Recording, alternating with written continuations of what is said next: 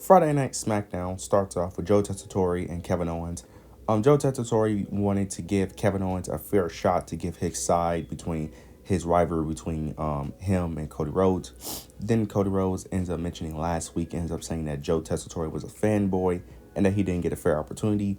Joe responds back and ends up saying that he's not going to apologize for his interview with Cody Rhodes, but he wants to give the opportunity now to give Cody Rhodes a chance to explain himself. Kevin Owens doesn't accept Joe's apology, and that he says that he only came out to take the Wing Eagle title back, which he ends up doing. But in the middle of it, CM Punk ends up coming out. CM Punk ends up saying that he apologized for overlooking Kevin Owens, because in the promo with Joe, Kevin Owens ends up mentioning that people are overlooking him as becoming the new undisputed champion. So he ends up apologizing for overlooking Kevin Owens and ends up saying that if he does become champ, he would choose him to face at WrestleMania. Kevin Owens ends up saying that he doesn't really like CM Punk. There's many people he likes more than CM Punk, but he says that the thought of beating him in the main event of WrestleMania sounds good. But he also says that him never being able to get a main event in Mania also sounds good. And he ends up saying that he sees CM Punk growing old. Yeah, growing very old, reminiscing on the fact that he could have never got the main event of WrestleMania, while himself has multiple WrestleMania main events. I always forget that Kevin Owens main event WrestleMania twice, with Sammy with the Uso match and then with Stone Cold.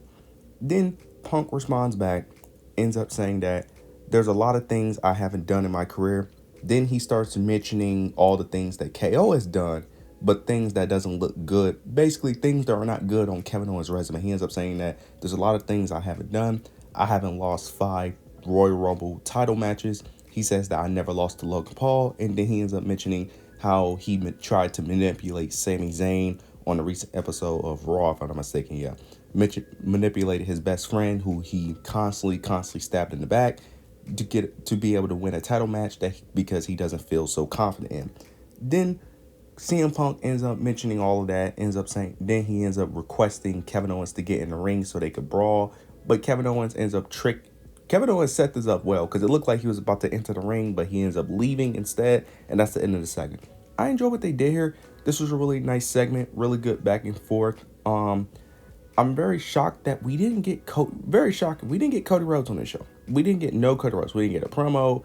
We didn't even get a backstage segment, a vignette. Well, maybe we did get a vignette. Maybe I wasn't paying attention. But yeah, we didn't get no Cody Rhodes, which was very weird and very shocking on the Go Home show, because typically Go Home shows are typically the way to determine who's going to win the match on a pay-per-view. But there was no Go Home show.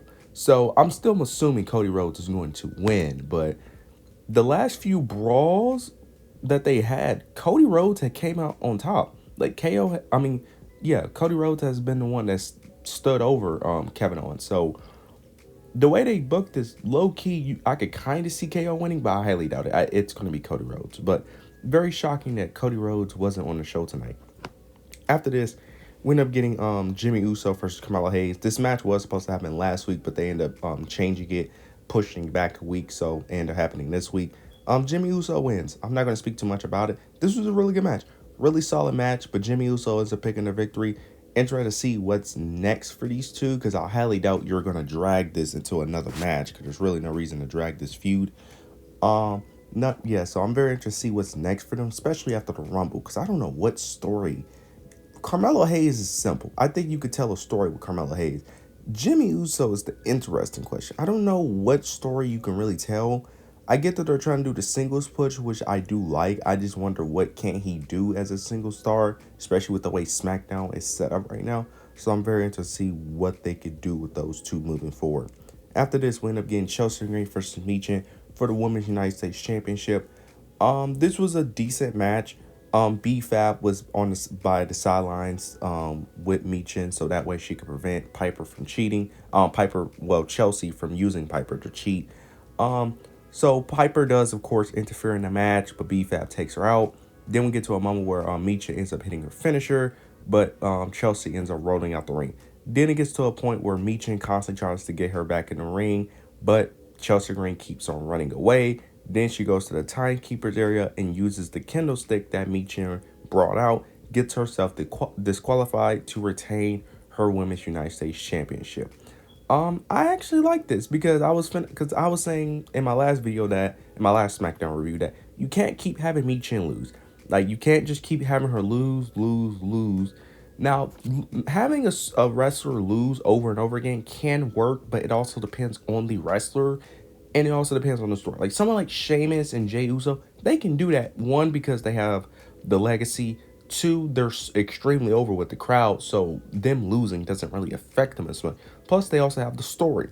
Michin doesn't have none of that, so her losing doesn't really help her. So they came with a good creative way to have Chelsea retain, but also have Michin not look very strong. So I like what they did here. Also, can someone please explain to me why does Michin keeps twerking in every match? Is this something new? Like, is this something she always done? Like, I swear I never, like, this is like the fourth time she done it. Now, I always forget to mention this in the review, but why does she keep doing this? I don't understand why. Like, she didn't do this in NXT, and I don't remember her doing this before. Maybe she did this year. I don't know. I don't understand why she keeps twerking as like a part of her moveset. I don't get it. Look, it sounds weird for me to complain about it. It does. I get it. But like, it just throws me off when she does it like every single time because I just don't get the purpose of it, to be honest with you. Like, sure, it's fine to look at, but it's like, I don't understand the reasoning to, I don't understand it. Like, I don't know if she's trying to get over with the crowd with it. I don't get it. But it's like the fifth time she's done it. So I'm assuming this is just a part of her, like, matches now, I guess. But it just throws me off every time because I'm not expecting it and then she does it. So it just throws me off a bit. Afterwards, we end up getting Damian Priest. He ends up cutting his promo, ends up mentioning the journey on Raw, ends up mentioning it's a new beginning and that the goal is basically to win championships. Then you end up getting Jacob Fatu. He ends up coming out. He cut a really, really great promo. Jacob Fatu keeps impressing me on the microphone. Cuts a really great promo. But the premise of the promo is basically that he's not going to take over SmackDown and his journey won't be easy because himself and Tama Tonga are the ones who are now going to take over SmackDown. Then he also mentioned that they're both from the street and stuff.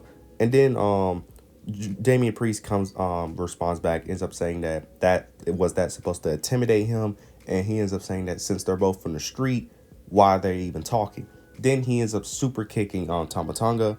Then this led to Jacob Fatu and Damian Priest brawling, but Tama Tonga ends up coming into the mix, playing the numbers advantage, ended up jumping Damian Priest. Then this led to LA Knight coming in for the save, which transitioned into a match that's going to lead into the main event of the match between LA Knight, Damian Priest versus Jacob Fatu and Tama Tonga. I enjoyed this segment. Really enjoyed this segment. I still don't like that, LA Knight is still in the Bloodline feud. I still don't like that because I kind of feel like I know where this is heading. But nonetheless, I do like the story, especially I do like it because they added Damian Priest in the mix. I do think Damian Priest do add a different element to make it more entertaining. Afterwards, we end up getting DIY, Pretty Deadly versus Motor City Machine Guns and Los Garza. I'm gonna be honest, I was very confused on why this match happened. I still don't feel like you needed. Well, actually, I take it back. I was going to say you didn't need this match to happen in order to play out the story that they eventually played out, but I say I kind of disagree. So I understood why they had this match. I was very confused. But Los Garza in the match, Los Garza and Motor City Machine Guns constantly have miscommunication. Los Garza in the middle of the match ends up leaving the match, leaving Motor City Machine Guns all by themselves. Then you end up getting Tommaso Ciampa, DIY, and Pretty Deadly. They have the advantage since it's a 4-2. Tommaso Ciampa accidentally ended up kicking Elton Prince. This allowed Kid Wilson to refuse the tag from Tommaso Ciampa. This allowed Chris Sabin to end up rolling up Tommaso Ciampa, picking up the victory. Then later in the show, I think right after, DIY and Pretty Deadly ended up having a segment where Pretty Deadly basically ended up saying that they're done. They're done, the alliance is over, and that they're going to be all by themselves at the Royal Rumble. I like the segment. I like what they did here. Like DIY breaking away from Pretty Deadly breaking away from DIY. And I like that Motor City Machine Guns picked up the victory because I was afraid that DIY was going to pick up the victory, which, go home math typically means that whoever wins on the go home show typically loses at the pay-per-view. So looking like DIY is going to win at the Royal Rumble, which I think is the right decision to continue this storyline. So I'm very interested to see how that plays out. Afterwards, we ended up getting Naomi versus Liv Morgan. Not going to speak too much about this match. Naomi gets her win back from, not last week, from Monday Night Raw, where she got pinned in a tag match, if I'm not mistaken. So she ends up getting her her get back. Not going to really speak too much. After the match, Raquel and Liv ended up attacking Naomi and Bianca. I'm going to assume this has to be the Mania match, right? I don't see no other. Well, this might be an Elimination Chamber match, now that I think about it, because depending on what Jade Cargill does at the Rumble, depending on who she's going to feud with between those two, this may be more of an Elimination Chamber match, if anything. But nonetheless, they're clearly building up Liv, Raquel to eventually go after the tag titles. It's just whether or not they win those tag titles or not. I honestly don't care who wins those titles, to be honest. But the feud itself should, no, I'm not even going to say the feud should be interesting. I know it won't be interesting. But nonetheless, yeah, it's clearly building up towards that match whenever it happens. Afterwards, we end up getting Miz versus Andrade.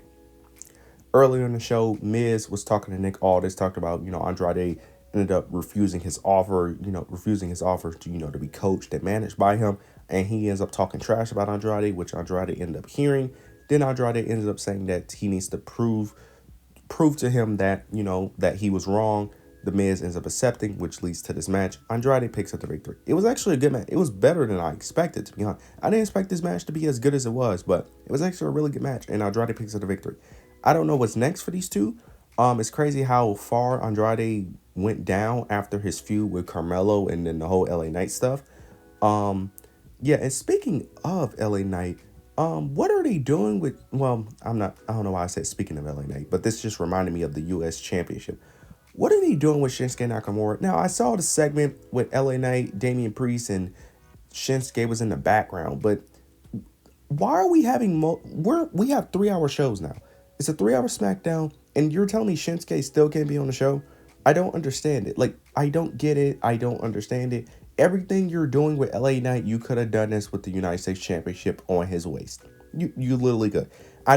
Take the title off Shinsuke. Take it off of him. He should not go into Mania with the title. Take it off him. I don't get the purpose. If you're not going to have him on the show, why did you put the title on? I don't understand it. I don't get it. I don't get it at all. But then we end up getting Tiffany Stratton. She ends up getting interviewed by Pat McAfee and Michael Cole. Then she gets interrupted by Candice LeRae. She ends up mentioning that Tiffany betrayed her and Nia, and that she was jealous of her because Nia Jax preferred Candice LeRae over Tiffany Stratton. And then she ends up saying that she's going to enter the Rumble. Tiffany Stratton responds back, ends up saying that she's the champion and that she was never jealous and that all Candice LeRae would ever be is Nia Jax's sidekick. Then Nia Jax comes to try to attack Tiffany, but accidentally attacks Candice LeRae. But she ends up getting up on Tiffany Stratton is a turncoat and ends up hitting the Annihilator standing tall. I like what they did here. I like that they haven't had Nia Jax completely forget about Tiffany Stratton, because I did think it was weird that she had a title match against Rhea Ripley, of all people, before Tiffany Stratton. So I do like they're revisiting that. I don't know. I'm assuming Tiffany Stratton, well, this isn't her first title defense, because I'm assuming, because she had a title defense against Bayley. But I'm assuming maybe at the Elimination Chamber, they have Nia Jax face Tiffany Stratton. Because we need that match. We need the ending of that feud. Because it can't just end with Nia Jax trying to get her payback. She needs at least to have a match to conclude that story, in my opinion. But we'll see how this plays out. Then we get the main event, Fatu, Tama Tonga versus Damian Priest, LA Knight. This was also a really good match, with the babyfaces picking up the victory, Damian getting the pinfall. But then Fatu ends up attacking Damian Priest, and that's how we end Friday Night SmackDown. This was a good go-home show. Overall, good go-home show. Not too much Royal Rumble build. This is more leading into stuff after the Rumble. So I'm very interested to see how that plays out. Very interested in Damian Priest's addition to Friday Night SmackDown. I'm interested in the feuds he could play. But overall, this was a really good show. You guys let me know your thoughts and opinions down below. Make sure to like, comment, and subscribe. But yeah, that's it.